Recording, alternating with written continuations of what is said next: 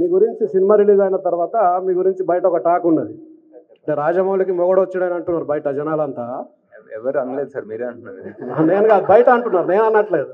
నేను బయట వాళ్ళ గురించి చెప్తున్నా, మీ టాక్ చూసిన వాళ్ళు. సో నా క్వశ్చన్ ఏంటంటే, మీరు మూడో సినిమా ఇది, మూడో సినిమాకు ఇంత పెద్ద హెవీ సబ్జెక్ట్ తీసుకోవడం అనేది ఒక రిస్క్.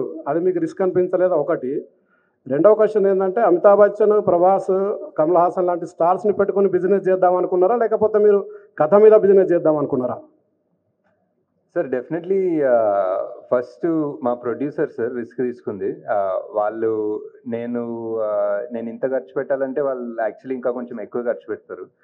సో అండ్ ఆల్సో ఇంత పెద్ద actors at the prime of their career తీసుకోవడం అనేది ప్యూర్లీ క్యారెక్టర్కి జస్టిస్ చేద్దామని. At the end of the day స్టోరీలో వాల్యూ ఆర్ స్టోరీలో కనెక్ట్ లేకపోతే అది యాక్చువల్లీ అంత నెగిటివ్ అవుతుంది మాకు, బికాజ్ అవన్నీ ఓవర్ హెడ్స్ కదా.